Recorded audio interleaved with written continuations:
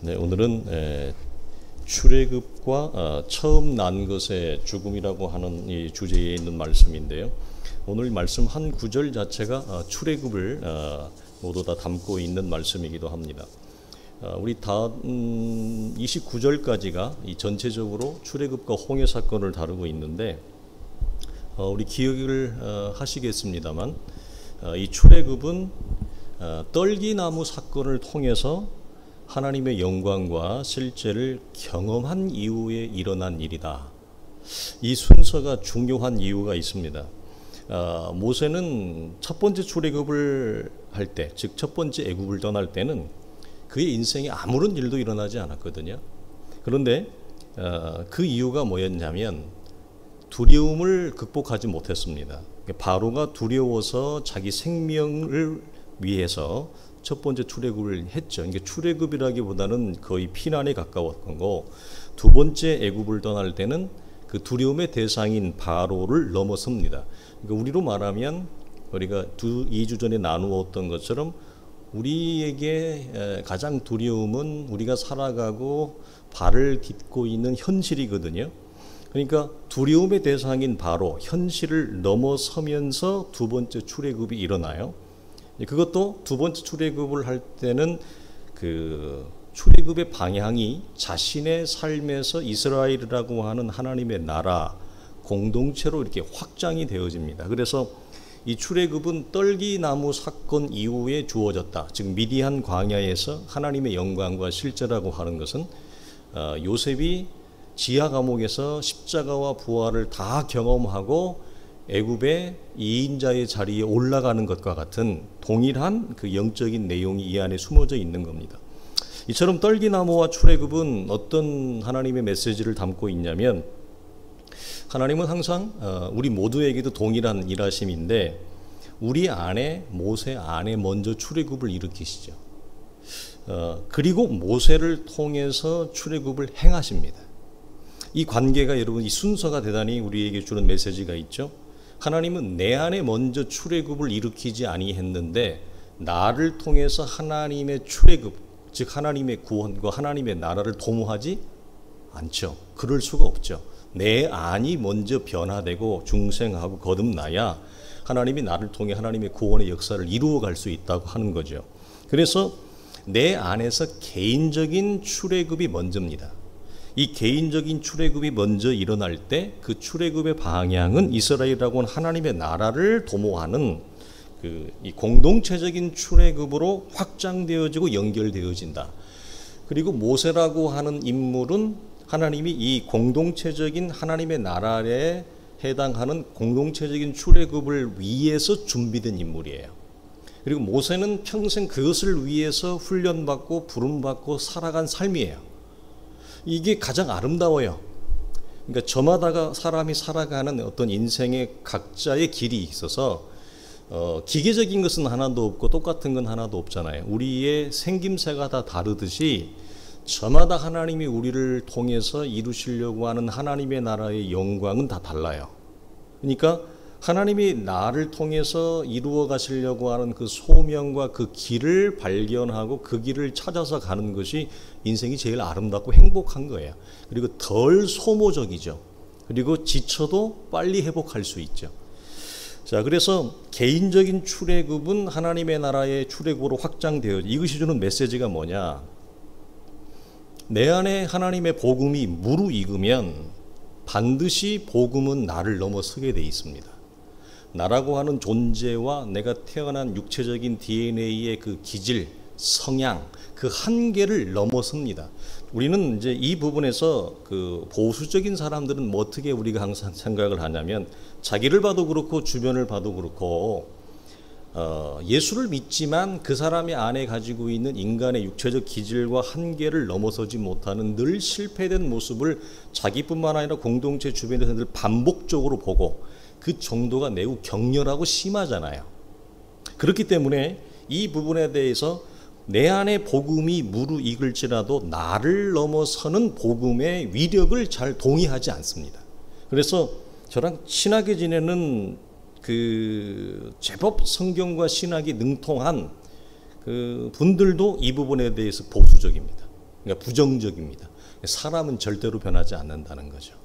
그런데 어떤 갈등이 있냐면 우리의 믿음의 선조들이 기록해 놓은 그런 이제 서적들을 보거나 성경을 보면 다 공통적으로 뭐라고 얘기하냐면 우리의 육체적인 성향과 기질을 넘어서서 본성의 변화가 일어난다고 다 얘기를 하거든요. 근데 우리 시대의 기독교는 이 부분이 너무 약화돼서 우리는 거기에 동의할 수가 어렵잖아요. 왜? 내가 봐도 내 안에 출애굽이 일어났지만 내 본성을 뛰어넘는 복음이 아니거든요. 예, 내 환경과 기질에 갇혀 있고 내 본성 안에 갇혀 있는 기독교의 신앙이지 내 환경과 기질과 나라고 하는 육체적 본성을 뛰어넘는 기독교의 신앙과 믿음을 나조차도 경험하기 어렵고 주변에 보면 다 고만고만하잖아요. 그러니까 우리는 거기에 동의될 수밖에 없죠. 맞아, 사람은 변화되기 어려워. 맞는 말이에요. 그러나 그럼에도 불구하고 성경이 주는 메시지는 뭐냐면 내 안에 복음이 무르익으면 반드시 나라고 하는 존재를 뛰어넘습니다. 복음은. 우리는 이것을 여러분 소망해야 되는데 그래서 하나님의 나라의 차원의 일을 도모하게 되어져 있어요. 그래서 우리가 마태복음 13장에 씨 뿌리는 비유에서도 천국의 비유를 얘기할 때 가루 섬 안에 담긴 누룩과 같다. 그건 뭐죠? 전체를 장악한다는 거죠. 하나님의 복음의 위력은 복음의 권세는 나라고 하는 가루 서말이라고 하는 육체의 한계 안에 갇혀 있는 이 테두리를 전체를 장악한다는 거죠. 이것은 상당한 복음의 권세와 능력을 이것은 틀림없는 사실이에요. 왜냐하면 성령께서는 내 안에 끊임없는 영적인 욕구를 주시기 때문에 그렇습니다. 근데 이게 굉장히 큰 하나님의 선물이고 우리가 예수 안에 성령 안에 말씀 안에 거할 때 성령은 지속적으로 나에게 하나님의 나라를 향한 이 영적인 욕구를 나에게 주세요. 자극을 하세요. 이것이 우리가 이걸 둔감하죠. 이 부분에서 굉장히 약해요. 지속적이지 못하고 시들어버리거나 아니면 멈추어버리거나 이런 경험이 많은데 우리가 예수 안에 말씀 안에 성령 안에 거할 때는 끊임없는 영적인 욕구를 하나님 우리에게 주십니다. 됐다. 그만하면 됐다. 이렇게 말씀하지 않습니다. 계속해서 나를 밀어요. 나를 밀어내요. 예. 이 아담의 본성에서 그리스도 안에 새로운 피조물의 본성으로 계속해서 밀어당기고 나를 잡아당기거든요. 그래서 나를 넘어서 하나님의 안목으로 우리는 삶을 바라보기 시작해요. 이게 우리가 요즘에 설교하면서 이런 표현들이 반복되어져 나오는데 좋은 겁니다. 왜 좋냐면 처음에는 그런갑다 하고 들을 겁니다. 그런데 하나님의 진리가 하나님의 영이 거하는 사람은 반드시 나라고 하는 인간의 안목을 넘어서는 하나님의 시각으로 보는 그런 은혜와 은총이 반드시 주어져요. 예. 근데 이것조차도 우리는 이런 분들을 만나기가 쉽지 않아요. 그만큼 어떻게 보면 우리 시대의 기독교가 너무나 체질이 연약해져 있다. 그 이유는 지난주에 나누었듯이 모세의 자리라고 하나님이 허락되어진 이 생명과 진리의 강단이 그만큼 혼탁되어지고 하나님의 말씀을 드러내기보다는 또 다른 차원의 인간의 육체의 형상으로 변질되어진 말씀들을 전하는 것이 이제는 일상화되어졌어요.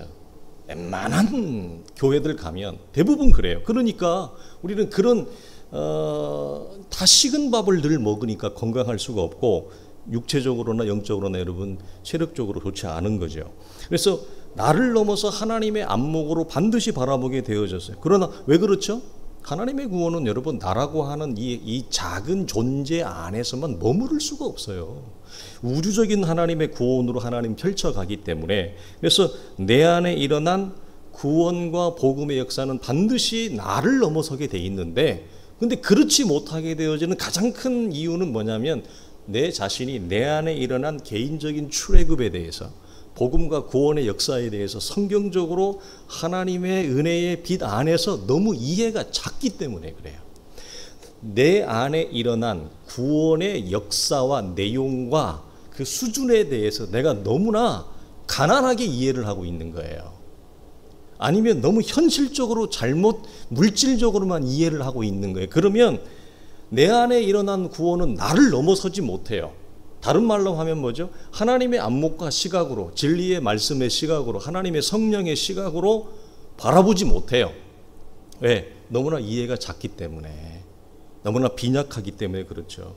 그래서 우리가 이런 얘기를 하면 사람이 하나님의 일을 해야지, 그리고 그것도 큰 일을 해야지, 이렇게 생각할 수가 있는데, 관건은 큰 일을 도모하는 것이 중요한 것이 아니라 내 안에 일어난 복음과 구원에 대한 성경적이고 바른 이해가 먼저입니다. 지난주에도 우리가 나누었잖아요. 서기관과 바리새인들이 그런 외식적인 행태의 삶은 당연한 결과예요. 왜 그래요? 자기들이 율법으로 조항되어져 있는 이 회당에서, 이 시나고고에서 두루마리를 해서 말씀을 읽지만, 전파하지만 자기가 그 말씀의 참된 의미를 열지 못했어요. 그냥 앵무새처럼 읽은 거예요. 앵무새처럼 이렇게 전달한 거지, 자기가 모세의 오경을 중심으로 해서 기록된 하나님의 율법도 거룩하고 진리거든요. 그것도 율법도 거룩하고 진리예요. 바울이 얘기했던 것처럼. 그러니까 율법의 껍질을 벗기면 하나님이 담아놓은 생명이 있잖아요. 하나님이 담아놓은 거룩이 있고 의가 있거든요. 의와 거룩과 생명을 그들이 맛보았다면 절대로 외식하지 않죠. 여러분, 외식은 하나님의 진리를 모를 때 생명에서 떠난 자들은 외식과 위선을 할 수밖에 없어요. 그렇게라도 해야, 그렇게라도 목회를 해야 먹고 살죠. 세상에서 목사인 척, 실력 있는 척, 경건한 척, 기도 많이 하는 척, 능력 있는 척, 이렇게라도 해야 목회를 하는 거죠. 그러나 그런 분들 공통적으로 보십시오. 자기가 전달하는 메시지 내용도 몰라요. 자기가 얘기하는데 자기가 말하는 바를 모른다고요. 자기도 모르고 전달하는 거예요. 서기관과 바리새인들이 범했던 실수를 오늘날 우리 시대에 동일한 모세의 자리에 있는 자들 동일하게 범한단 말이에요. 그렇죠? 그러니까 자기 안에 일어난 구원에 대해서 그들은 뭐죠? 큰 일을 도모하려고 하는데, 성경이 말하는 하나님의 큰 일은 뭐예요? 예수께서 우리를 위하여 행하신 위대한 복음의 역사를 성경적으로, 영적으로, 진리적으로 바르게 알아듣고 이해하고 깨달는 것이 하나님의 큰 일이에요. 외형적으로 어떤 큰 일을 도모하는 것이 하나님의 큰 일이 아니라고요. 예전에, 요즘은 잘 안 보겠습니다만, 예전에 아주 유명한 책이 있습니다. 헤르만 바빙크의 하나님의 큰 일이라는 책이 있습니다. 이따만한데 웬만한 사람이 못 읽습니다. 읽다가 다 지쳐버려가지고. 글자는 너무 깨알같이 작고 두께는 이래가지고 읽어도 무슨 말인가를 못 알아들어요. 표지가 하나님의 큰 일이에요. 거기서 말하면 큰 일이 뭘까요? 우리식으로 얘기하면 큰 일은 뭘까요? 영웅적이고 사람들이 주목할 만한 시끌벅적한 어떤 큰 일을 벌이는 것이 아니라 예수께서 우리를 위하여 행하신 그 일이 하나님의 큰 일이라는 거예요. 그러니까 그 내 안에 일어난 복음과 구원에 대한 하나님의 큰 일을 먼저 이해하는 거, 그것도 성경적으로 바르게 아는 거, 이게 먼저죠. 그러면 복음은 반드시 나를 넘어서요. 나를 넘어선다?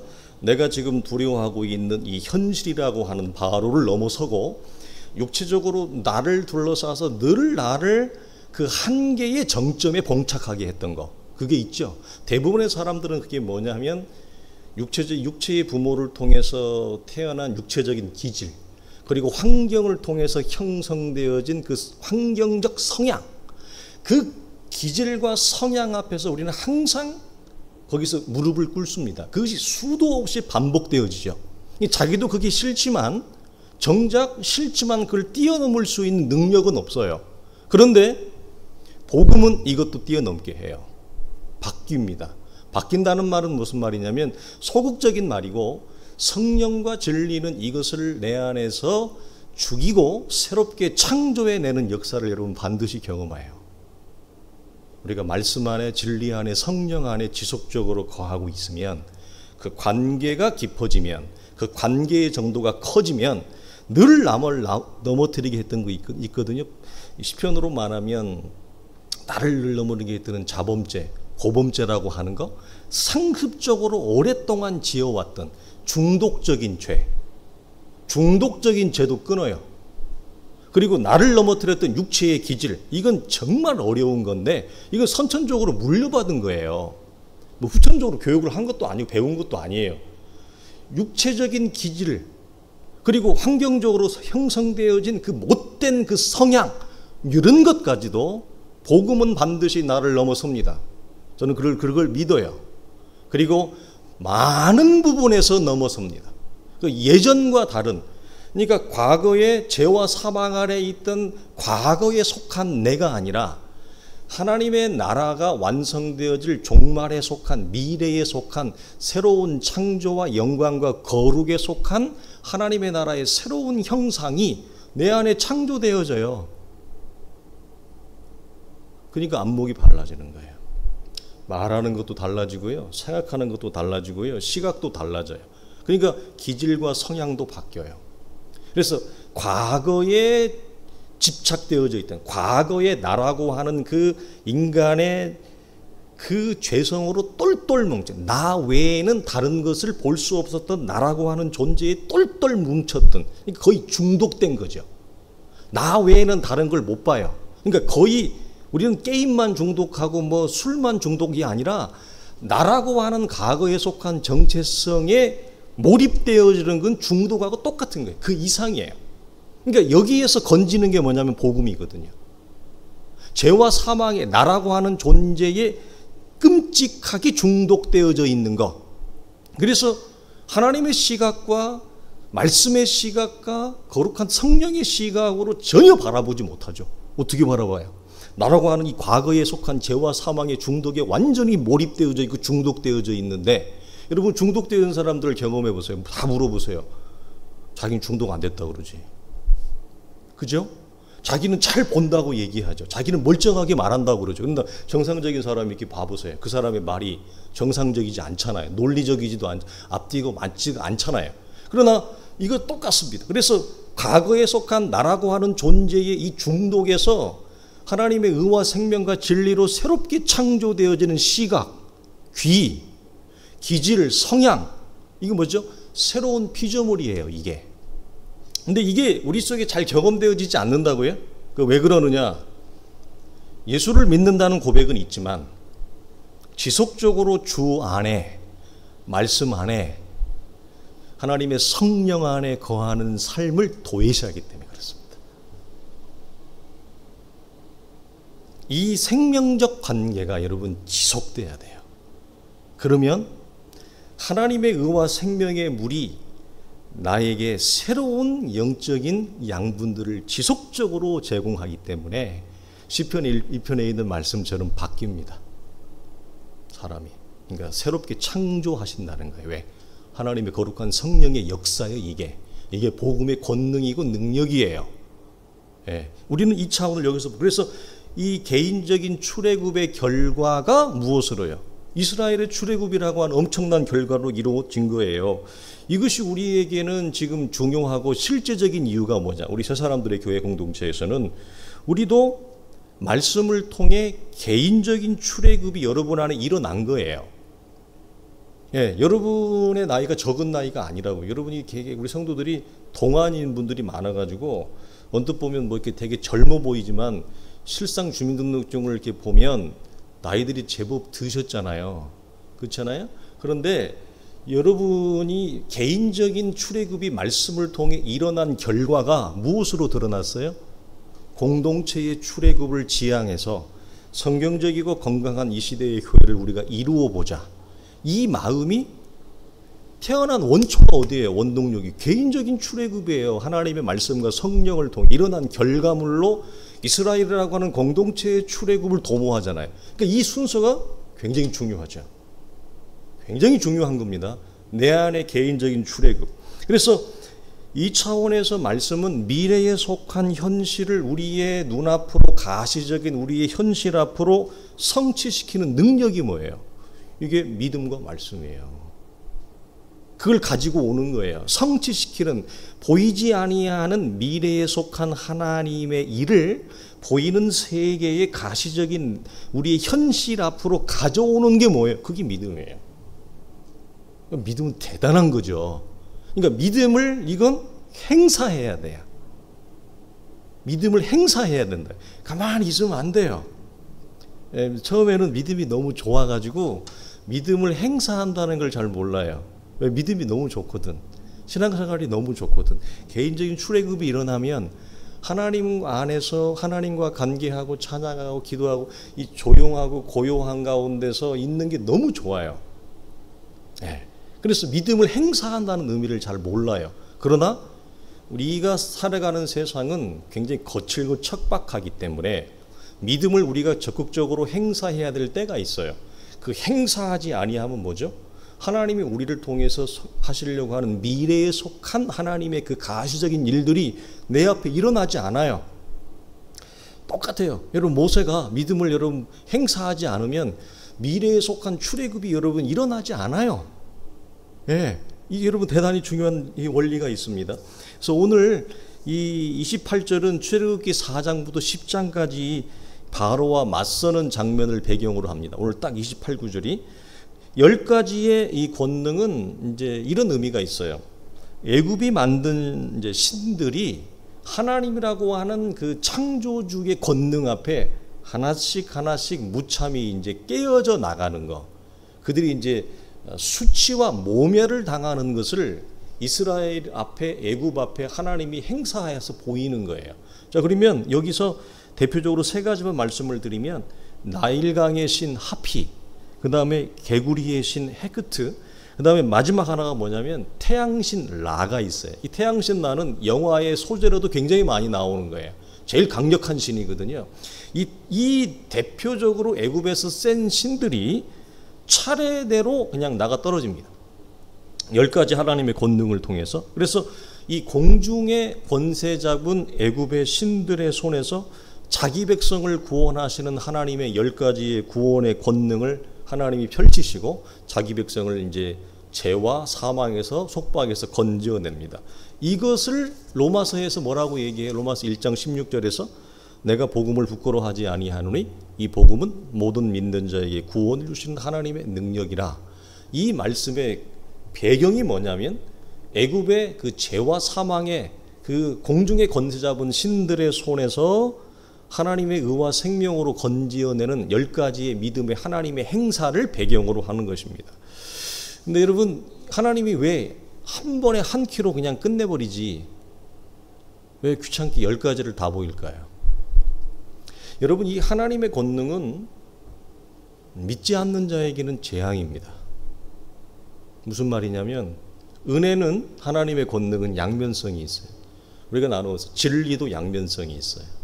그래서 하나님의 권능, 하나님의 은혜, 하나님의 진리는 애굽에게는 재앙이에요. 그러나 자기 백성에게는 말할 수 없는 하나님의 은혜와 축복이죠. 복이죠. 여러분 한 번에 하나님이 그냥 한 번에 끝낼 수 있는데 10가지 재앙을 동원하신 이유는 이스라엘을 위해서 그래요? 애굽을 위해서 그래요? 이스라엘을 위해서 그런 겁니다. 이스라엘이 하나님이 누군지를 모르거든요. 그러니까 우리가 아주 단순한 말로 하면 체험은 하나님이 어떤 분인가를 아는 영적인 자극과 촉진을 주는 문에 해당해요. 그래서 체험을 통해서 하나님이라고 하는 분에 대한 영적인 우리가 동기를 유발하게 하는 거지 체험 자체가 우리를 하나님에게로 나아가는 직접적인 계시가 되지는 않습니다. 그래서 체험은 우리로 하여금 하나님께로 오라라고 하는 하나님께로 나오라고 하는 하나님의 문과 같은 역할을 합니다. 그러니까 잘못하면 이 문이 생명의 문이지만 문의 역할과 본질의 역할은 전혀 다르거든요. 이 차에 우리를 여기서 기억을 하셔야 됩니다. 그래서 보이는 세계의 물질로 이루어진 이 애굽의 우상신은 보이지 아니하는 하나님을 결코 이길 수 없죠.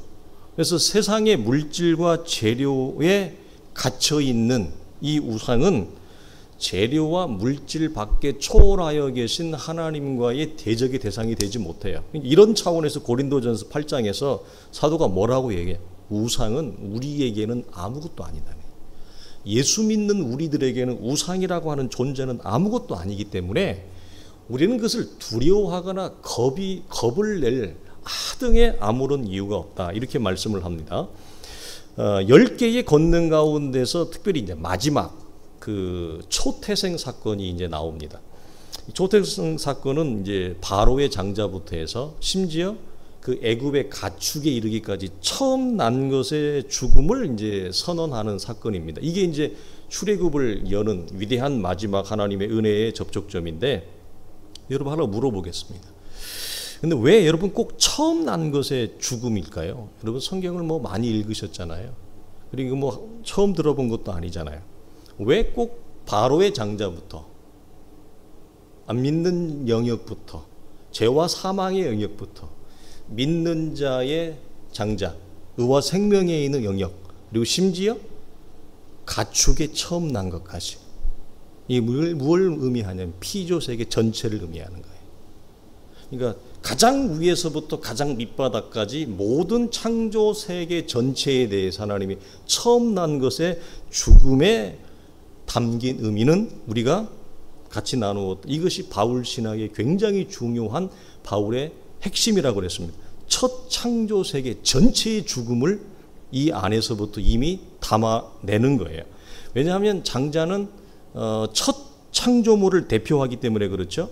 그래서 그 대상이 사람을 넘어 가축에까지 해당한다고 하는 것은 하나님이 창조하신 첫 창조세계 전체에 대한 하나님의 심판과 구원을 동시에 선언하는 거예요. 그러니까 첫 창조세계 전체의 죽음이 이 처음 난 것, 그리고 하나님이 출애굽을 이루시는 구원의 역사 속에 여러분 담겨져 있는 것입니다.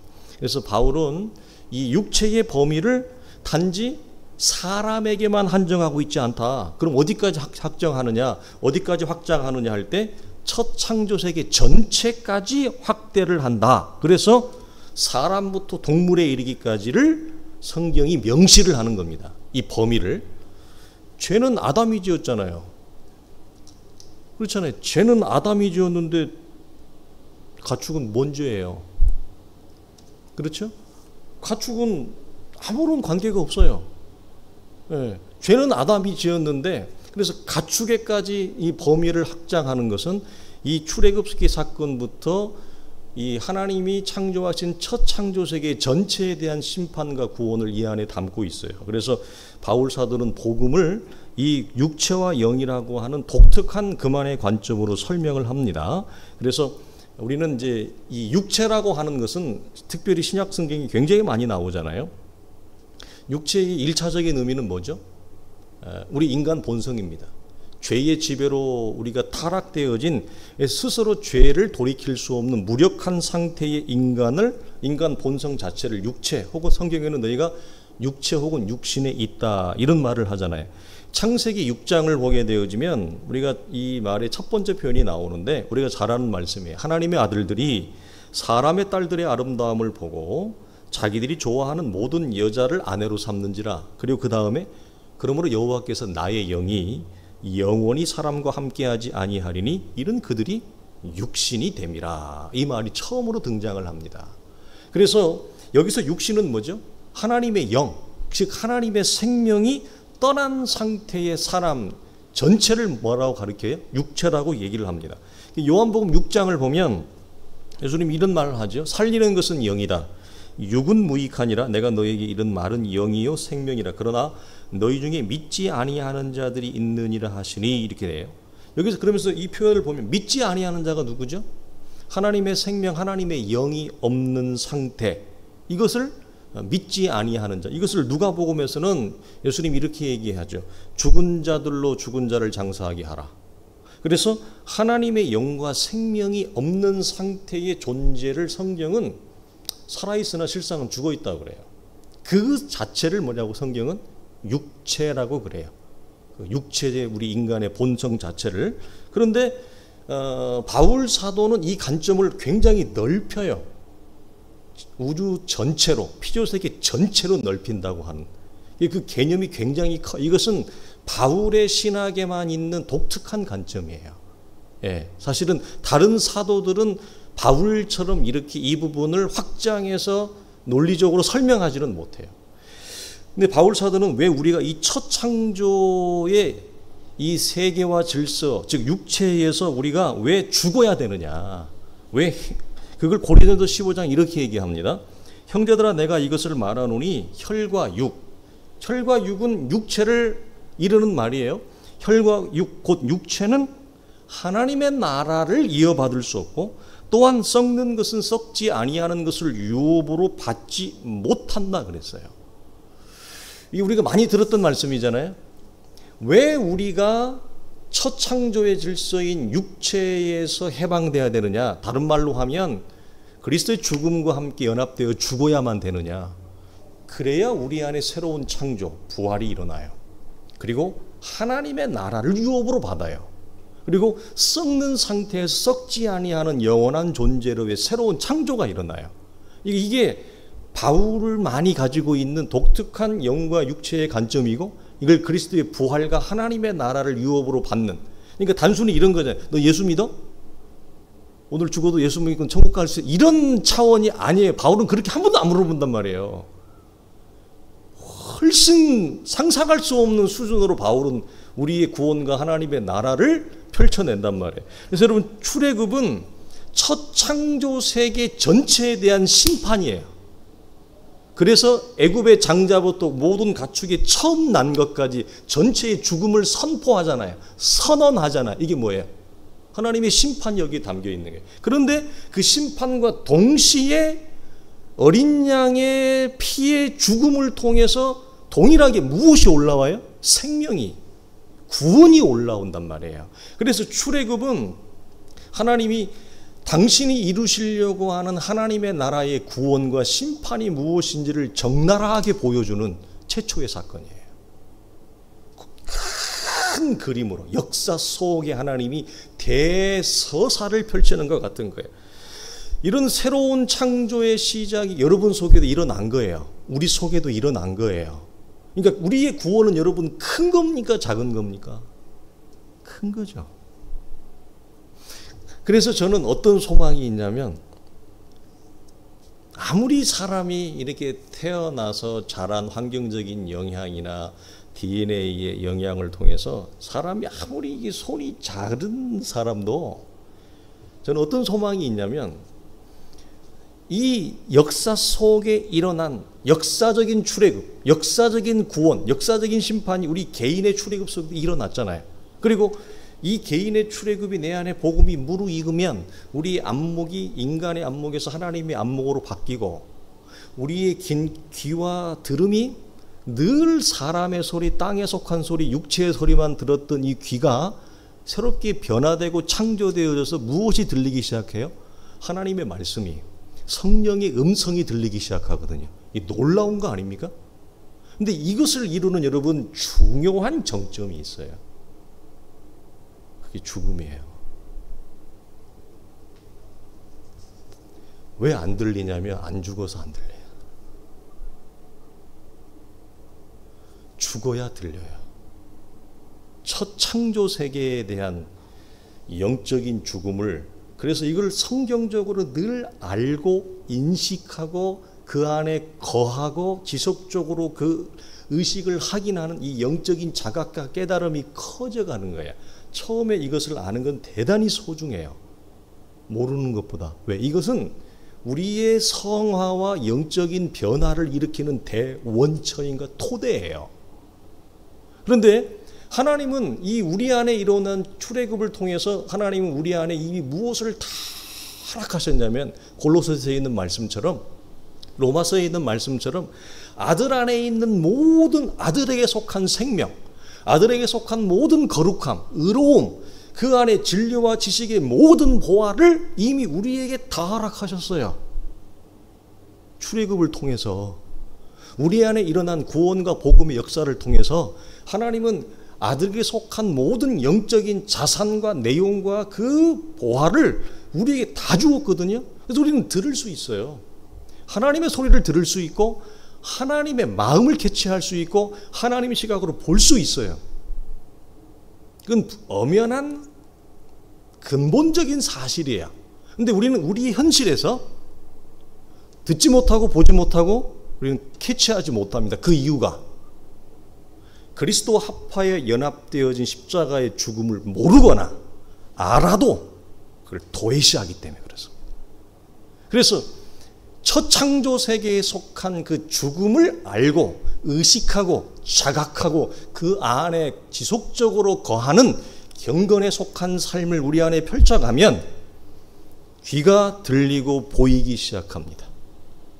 그래서 그 귀가 어디 있다고요? 죽지 않기 때문에 그래요. 죽으면 들리고 죽으면 보이기 시작합니다.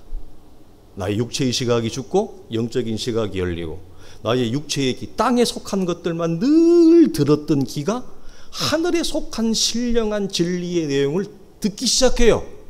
그런데 그 문이 어디 있다고요? 그리스도와 함께 십자가 연합되어지는 죽음에 있단 말이에요. 그래서 이건 반복해서 들으셔야 돼요. 반복해서. 왜? 그래야 조금씩 죽음의 의미를 알아가요. 그리고 내가 나라고 하는 이 육체에 속한 이 존재에 대해서 죽음을 선언하고 선포하고 죽음을 확인해요. 이런 차원에서 대단히 여러분 중요한 겁니다.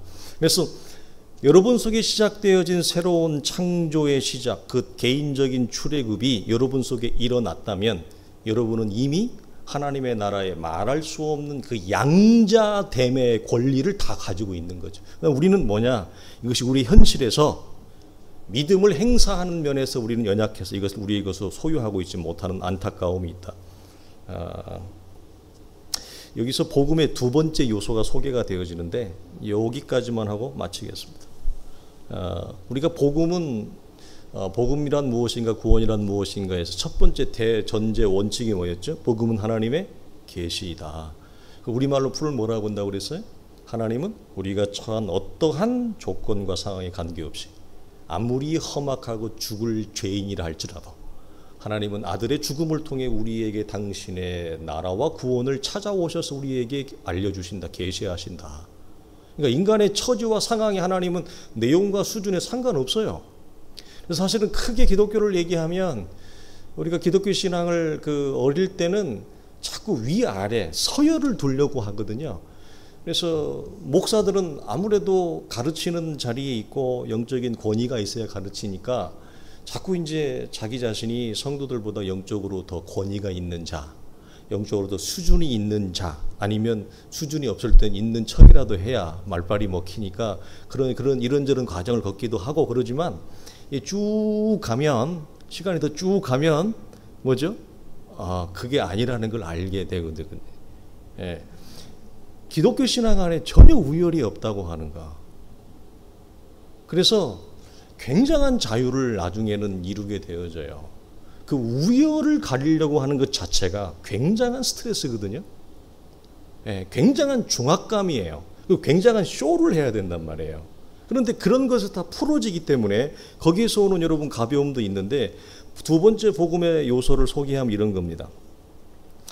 원래 이 복음이라고 하는 두 번째 요소의 배경이 뭐가 있냐면 예전에는 전쟁을 많이 했잖아요. 그러니까 두 나라가 이제 대판 싸웠습니다. 큰 전쟁을 했는데 한쪽이 극적으로 이겼어요. 새로운 왕이 권자에 오를 때 승리의 소식을 나팔로 외쳐요. 나팔을 쭉 불면서 새로운 왕이 전쟁에 승리를 했다. 그래서 왕의 승리의 소식을 알리는 것을 보통 복음이라고 그렇게 얘기를 합니다. 이런 얘기를 제가 소개해드리지는 않았지만, 그래서 왕이 바뀌었기 때문에 새로운 왕이 등극하잖아요. 그러면 뭐가 바뀌어요? 나라의 체제가 바뀝니다. 왕이 새로 바뀌었기 때문에, 새로 왕이 올랐기 때문에 나라의 체제와 질서가 전환되는 것은 아주 자연스러운 일입니다. 이 땅에서도 지금 정권과 이전의 정권이 나라를 통치해가는 방식이 다르지 않습니까? 대통령이 바뀌면 나라를 통치해가는 질서가 여러분 달라져요. 그래서 새로운 왕 이전에 받아들였던 기존의 모든 질서와 체제와 틀이 사라져요. 이걸 성경은 벗어버리라, 지나갔다, 죽은 것이다 이렇게 얘기하는 것입니다. 그래서 출애굽이 가져온 복음은 애굽이라고 하는 이 죄와 사망이 다스리는 이 첫 창조의 세계의 질서와 체제에서 우리는 죽음을 선포하고 하나님의 거룩한 진리와 성령이 가져온 새로운 창조 세계에 속한 질서, 하나님의 의죠. 그리고 하나님의 거룩이죠. 하나님의 생명이에요. 그것으로 우리가 어떻게 됐다는 거예요? 질서와 체계가 전환되어졌다. 바뀌어진 존재라고 하는 것을 얘기를 합니다. 여러분, 의는 이번 수련 때 좀 나누겠습니다만, 의는 생각보다 그렇게 단순하지는 않은 거예요. 사실은 의 하나만 가지고도 박사학위를 해요. 굉장히 깊게 나가는데, 의는 의가 임하면 특징이 있어요. 정돈이 돼요. 의가 없는 인생과 의가 있는 인생의 가장 구별적인 차이는 뭐냐면, 인생이 정돈이 되어져요. 그리고 인생이 아름다워져요. 아름다움의 원래 의미는 뭐냐면, 하나님이 이 땅을 창조할 때 모든 피조 세계의 존재의 목적이 있어요. 모든 존재는, 꽃은 꽃대로, 나무는 나무대로, 나는 나대로, 별은 별대로 그 존재의 목적이 있거든요. 그 존재의 목적의 고요한 자리에 서 있을 때 배열이 아름다워요. 선이 아름다워요. 그걸 우리가 질서라고 그래요.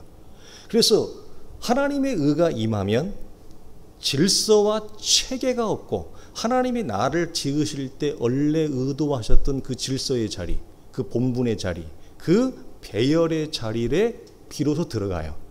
그 정돈된, 정렬된 상태를 뭐라고 하느냐? 아름답다 그래요. 근데 그게 깨지면 혼돈이 찾아와요. 질서가 깨져요. 원래 있던 자리에서 이탈을 해요. 배열이 흐트러져 버리죠. 인생이 혼돈, 케오스가 오는 거예요. 이건 우리는 의가 없는 상태, 하나님의 정의가 없고 아름답지 못한 상태예요. 그래서 생각이, 우리가 인간적으로도 막 머리가 복잡한 사람들이, 뒤죽박죽 되는 사람들 있잖아요.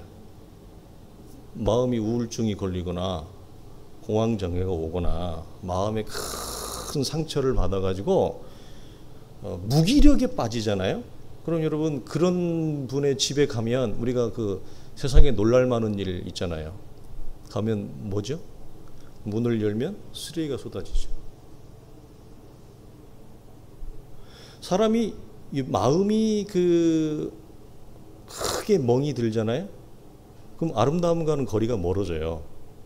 마음에 크게 멍이 들면. 그러면 집에 가면 집이 지저분해요. 정렬과 배열이 안 돼 있어요.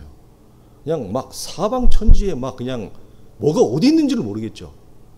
흐트러지는 인생, 그게 혼돈이잖아요.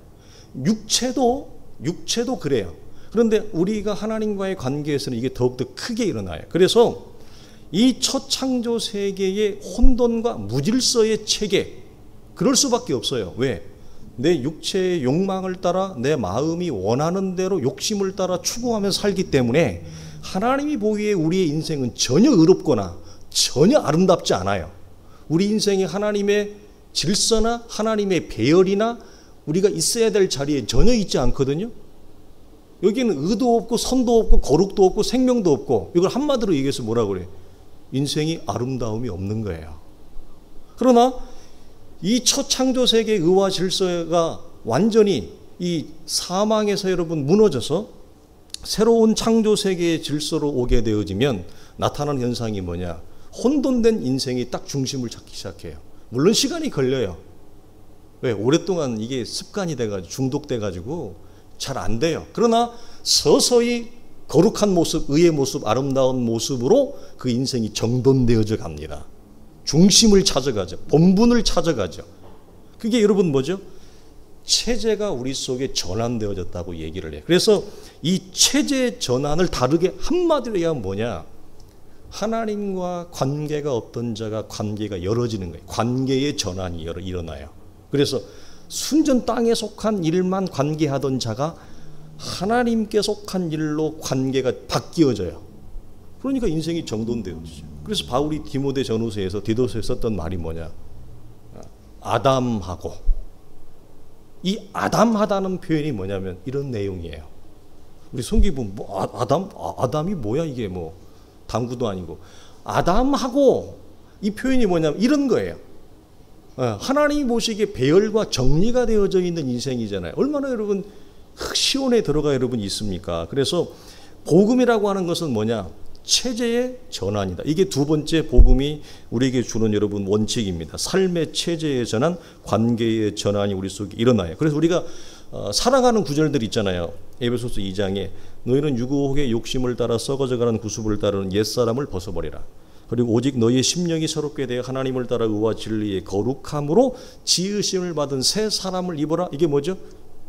체제와 질서의 전환, 관계의 전환을 얘기하는 거고, 누구든지 그리스도 안에 있으면 새로운 피조물이라. 이런 것은 지나갔으니 보라 새 것이 되었다. 이것도 뭐죠?